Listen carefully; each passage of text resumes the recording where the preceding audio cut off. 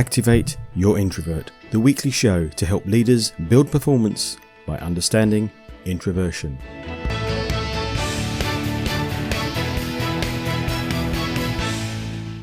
In this week's show, Mystic Veg, a fortune teller's predictions which seem as accurate as most introvert-extrovert tests. A wedding proposal gone wrong, porn in the house. Ejaculating bees. A discussion with Donna Obstfeld. Donna is an HR specialist helping employers who care about their people to make their workplace a better place to be, saving them time, money and stress. And question of the week: how does introversion affect personality? But first, what's introversial in the news? Mystic Veg. Fortune teller known as Mystic Veg has been using asparagus to show who will be our next Prime Minister. Gemma Packington tossed asparagus spears into the air to foretell Brexit and Prince Philip's death. However, the asparagus told her that Ben Wallace or possibly Nadine Dorries will be the next occupant of number 10.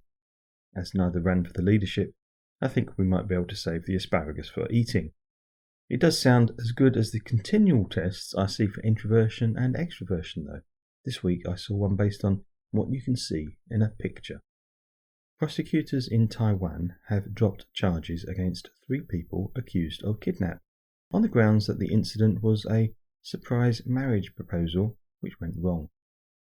A 24-year-old decided to propose to his girlfriend, Huang, in a memorable way, so she paid 2 men to burst into her flat and bundle her into a suitcase.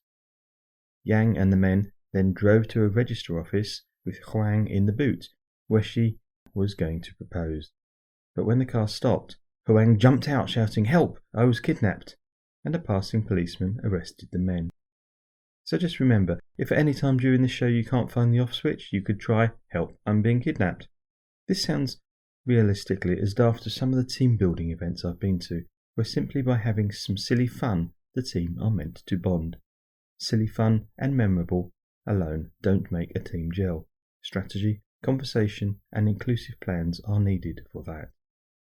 You may remember ex-MP Neil Parish. He resigned after being spotted watching porn in the House of Commons, initially saying he was watching tractors.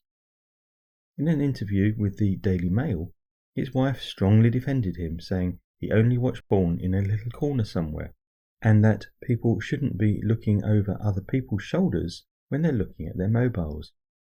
It just made me wonder if mismanaging people was okay if it was done in a corner somewhere rather than being in public. And finally, last week's heatwave. For you and many others, especially introverts, all we had to worry about was getting too hot under the collar and perhaps more fractious when dealing with too many people at once. But life is far worse for the male worker bee. In the metro, research shows male worker bees literally ejaculate themselves to death in extreme heat. When male worker bees are subjected to very high temperatures, their bodies begin to convulse, forcing them to ejaculate their abdomen-sized penis equivalent out of their body and die from the shock. I think that's just about enough odd stuff for one week. Let's get something far more grounded and chat to Donna.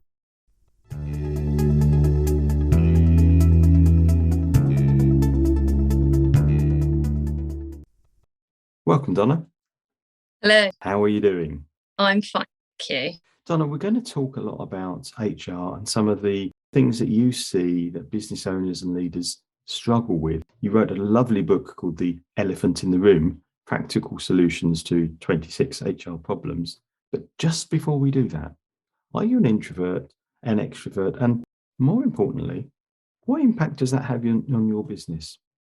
According to the official test, I am an introvert, but I am what Ivan Meisner, founder of BNI, calls a situational introvert.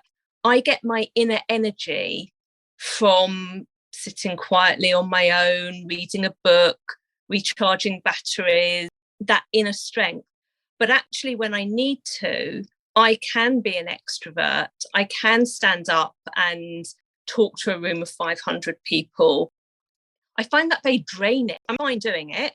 I don't get the butterflies. I know what I'm doing and I know how to do it. But actually afterwards, I'm very tired. and I need to sit quietly on my own, sit with my nose in a book, reflect, and time for me in order to recharge my batteries. For me, whether you're an introvert or an extrovert, it's all about where you get your energy from. And I know that when I have been training, when I've been talking, when I've been doing stuff like that, I end up very tired. And I need that introversion time to recharge. Brilliant, thank you. And I love that split because you said there's the whole thing about energy, but that doesn't stop any of us. Yourself as a great example, getting out there and being on stage, getting out there and mingling with employees. Tell us a bit about your book, The Elephant in the Room. Employers find it really difficult to have conversations with their staff. One of the main reasons is because the legal system in this country, I believe, is completely broken. And as soon as an employer tries to have an honest conversation with somebody, it gets manipulated and used against them. So what happens is that employers become really scared and they don't want to have that difficult conversation. They're scared of saying the wrong thing. They don't know what the person might declare to them, or what the person may then afterwards regret having declared and say, oh, but you've used this information against me. And The Elephant in the Room, the book started as a series of blogs, and then I got told to make it into a book. It helps employers to have some of those difficult conversations, whether it's about somebody who smells, whether it's about mental health, whether it's working from home, whether it's to do with race or age or religion or any of the protected characteristics. Employers need to be able to manage their business effectively, and they need to be able to have a relationship with their staff, which is a relationship of respect and understanding, which isn't then going to necessarily be used against them. Yeah, I've seen it myself where, as you say, people have conversations which get twisted and get used in the wrong way. And obviously, as you say, there's the legal system's not functioning properly for that to happen. But what kind of things can people do about that? So what can an employee do if they feel they can raise a grievance? And actually, we would encourage people to raise a grievance, because the hope is that get any misunderstandings resolved. Have a informal conversation. If you haven't had resolution, raise a grievance. But then what happens is that employees go on to raise cases with ACAS and to go and put a claim in at the employment tribunal. There was one case that we were involved with where an employer was absolutely trying to support an employee. They'd bought in a new IT system. The employee didn't want to use the IT system. They were given all sorts of additional training. They were given lots of support. The employee was insisting on still using their paper and pen methodology because it worked for them. The problem was that nobody else had any visibility of the issues that were being tracked because they weren't being tracked in a single database. And the employer had a conversation about, we're going to have to take this formally. We've done all of these things to support you. And actually, you're not a can't do, you're a won't do. That conversation itself actually went okay. The problem came when they were walking out the door, when the employer turned around and said, actually, I think you'd be better off in a more traditional agency. Oh dear. And the employee took a claim for age discrimination and won. It came from absolutely the right place. It came from the heart. It came from a position of support. It came from, look, as a business, we're changing. We need you to keep up. We need you on the same journey. We've given you loads of support. We'll give you more support, but you've got to make an effort. But that's not what was heard. What was heard was, you're too old and we need to get somebody younger to do the job and use the computer system. And that's why employers are scared to have conversations. That's just one example, but there are lots of other cases where the employer has asked someone to do something, the employee has taken umbrage with it and taken a claim against the employer. And that's what puts employers off having conversations. My take at the beginning of that example was almost that I heard you say raising a grievance is a good thing because it allows clarity and it drives that conversation. Yeah, so very often conversations which are held informally are the bone of contention because each party has heard something slightly different. If you raise a grievance, you then formalise. You shouldn't have to. In an ideal world, you shouldn't have to. But if you go down a formal grievance route and say, I don't like the way I was spoken to, or I don't like the fact that you said this, it gives the parties an opportunity to say, well, actually, I didn't mean it like that. This is what I meant. And to go back and together to explore that situation. Now, a grievance can be a pain in the neck and people don't like being investigated. But it's doing it formally. So it gets recorded properly and done properly. Correct. Wow. It's not a nice process for anybody. Mm. And a lot of people are scared to raise grievances, but sometimes that's the only way to get heard. Yeah. About somebody who's an introvert versus an extrovert, having a mechanism where somebody has an opportunity to be heard can be a good mechanism. If you've got somebody who is very outgoing, is very outspoken, will speak their mind, then the grievance process will potentially calm that person down. If you've got somebody who doesn't like to upset other people or who doesn't want to stick their neck above the parapet, or some of it's confidence and some of it's introversion, and it very much depends on the individual, but there are mechanisms within a business that are there to support people. People just have to know that they're there. And I think that's quite an interesting point you raise. Confident or lack of confidence is certainly not the same as introversion, and yet many people conflate the two. Yes. You can have very strongly extroverted people who lack confidence, and equally, you can have very introverted people who are incredibly confident. Yes, and I think also, in my experience, some of the loudest people are actually those who lack confidence but don't have the skills to put their view across in any other way. So they become quite confrontational because they don't have the skills to have a sensitive conversation in the right way in an environment which is respectful. Yeah, and it is therefore, or can therefore be quite a defensive thing. As you say, they get quite loud and pushy because they lack that confidence. Interesting. Donna, what I'd like to do is start to finish up with a tip for an introverted business leader who's going to have a difficult conversation with one of their staff. What might they do to make it easier for themselves? One of the ways which is always helpful is to know how the person likes to interact.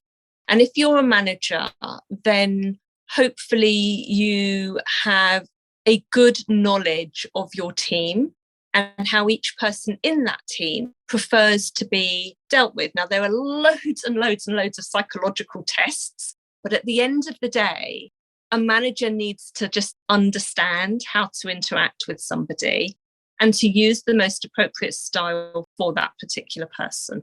So some people prefer written communication. Some people prefer telephone, like speaking, but not necessarily the visual. Some people are going to open up more when they're texting, for example, because they haven't got to actually face you.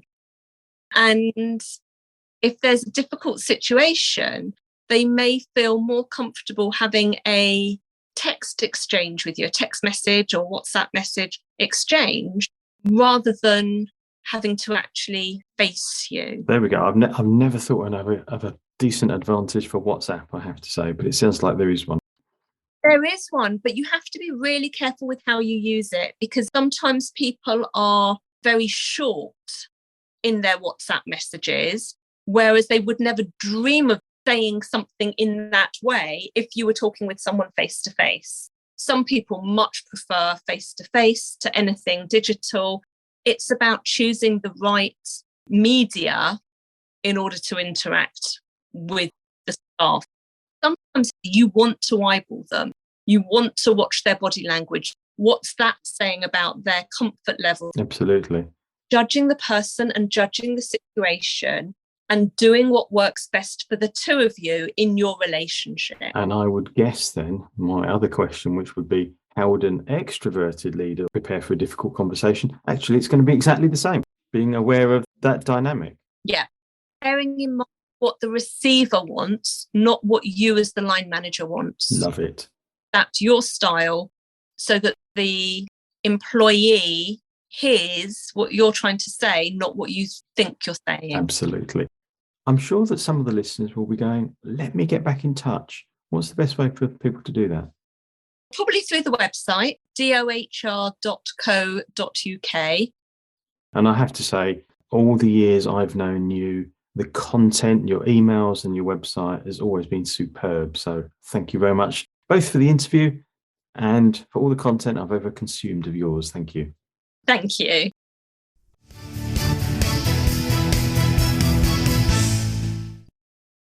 Great discussion. So big thanks to Donna for that one. My key takeaways were: a grievance is a good thing. It allows clarity and conversation. I'm sure many people will need to think a bit more about that one.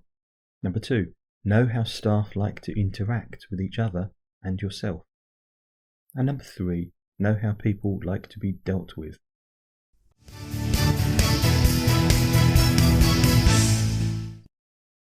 What would you like to know about introversion in business? This week's question comes from the website, where Ian asked, how does introversion affect personality? Firstly, I'd argue that introversion is an element of personality, rather than being something external which affects it.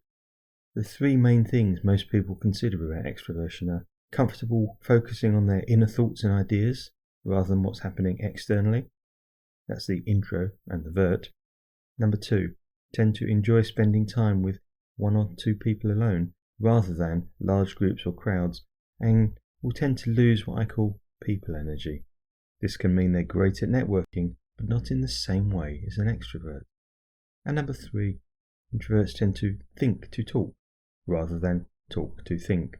This affects how they might respond in meetings and discussions, and can give you powerful answers. But Ian's use of affect makes me want to add something and talk about doing drugs.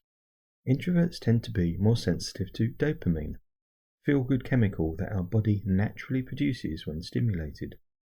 Sensitivity means you're likely to feel more tired more quickly. Extroverts are less sensitive, so naturally want more of it. But it also explains why everybody eventually gets tired of socializing. So this could explain the people energy. Acetylcholine is another neurotransmitter relevant to introversion. We all have it in our bodies, but in simple terms, it makes us feel good when we turn inward. Acetylcholine increases alertness and blood flow to the front of your brain. The Journal of Neuroscience found introverts have thicker grey matter in their prefrontal cortex, which is where abstract thought and decision making are seen. This could explain the think to talk. So, as introversion is about our scientific makeup, maybe it does affect our personality. What question would you like answered on the show? Whether you want to be on the show or just have your question answered, go to activateyourintrovert.co.uk. You could also follow on Facebook and discuss the answers at the show's page. Activate Your Introvert. I'm John Baker. Thank you for listening. I hope you found it useful. There's a new episode every Thursday at activateyourintrovert.co.uk and your favourite podcast provider. Till then, go be introversial, activating your introverts, building your business.